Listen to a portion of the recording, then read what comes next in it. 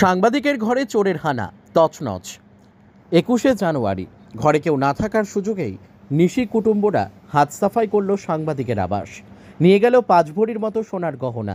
ঘটনা ঘটেছে শিলচর আশ্রম রোডের গোবিন্দবাড়ি শেখর লেনে। জানা যায়, সাংবাদিক উত্তম কুমার সি ছেলের একটি পরীক্ষার জন্য সপরিবারে গুয়াহাটিতে গিয়েছিলেন। মঙ্গলবার সকালে ফিরে ঘরে প্রবেশ করলে এসব দেখে হতবাক হয়ে যান। ঘরের সামগ্রীগুলো এলোমেলোভাবে পড়ে রয়েছে মেঝেতে এবং আলমিরার ভেতরে থাকা বস্ত্রসহ সব জিনিসপত্র বাইরে পড়ে রয়েছে। এসব দেখে উত্তমবাবুর বুঝতে আর কোনো অসুবিধে হয়নি। তিনি একটু খুঁজে দেখতে পান ঘরের জানালা ভেঙে রয়েছে। তার অনুমান সোমবার রাতেই চোর ওই জানালা ভেঙে ঘরের ভেতর প্রবেশ করে। তিনি জানান, ছেলের একটি পরীক্ষার জন্য শনিবার সকালে স্ত্রী সহ তারা 3 জন গুয়াহাটির উদ্দেশ্যে রওনা দিয়েছিলেন। মঙ্গলবার সকালে তারা ফেরেন, আর ঘরে ঢুকেই চোখে পড়ে এই অবস্থা। তারপর তিনি পুলিশে খবর দেন। পুলিশ পৌঁছে তদন্ত শুরু করে।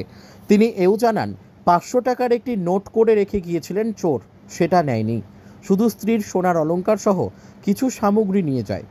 উল্লেখ্য, সাংবাদিক উত্তম কুমার সি দৈনিক সাময়িক প্রসঙ্গ পত্রিকার বার্তা সম্পাদক পদে কর্মরত রয়েছেন। ব্যুরো রিপোর্ট, আমাদের টিভি। আপনার নামটা কি? আমার নাম উত্তম কুমার সি। আমরা আমার ছেলের একটা পরীক্ষার জন্য আমরা গিয়েছিলাম গুয়াহাটি।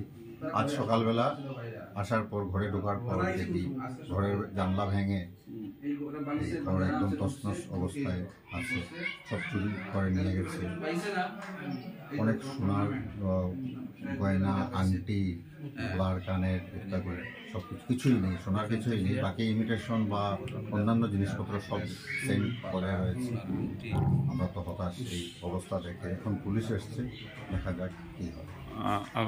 আপনি কোথায় থাকেন? আপনি আশ্রম রোড, আশ্রম রোড, গোবিন্দবাড়ি ঠাকুর লেন। কদিনের জন্য ঘরে গিয়েছিলেন? 2 দিন। 2 দিনের জন্য? 2 দিন ছিলাম না ঘরে। 2 দিন পর আসার পর কাল রাতেই যা ঘটার কাল রাতেই ঘটেছে। অনুমানিক কত হবে আপনার এই সোনা গয়না? ও 4-5 ভরি, 4.5-5 ভরির সোনা হবে সব মিলিয়ে। এমনিতে আইডিয়া নেই কি প্রাইস হবে কি না। অনেকগুলো মানে আমার মিসেসের বিয়ের পর থেকে এখন পর্যন্ত যা আছে সব কিছুই বিভিন্ন জায়গাতে ছড়ানো ছিটিয়ে ছিল, সবগুলোই নিয়ে গেছে। ক্যাশ টাকাও ছিল? না, ক্যাশ টাকা 500 টাকার একটা নোট ছিল, ওটা দেখে উনি নেই, পরে রয়েছে। আপনি থানাতে জানিয়েছেন? হ্যাঁ, পুলিশ এসছে এখন।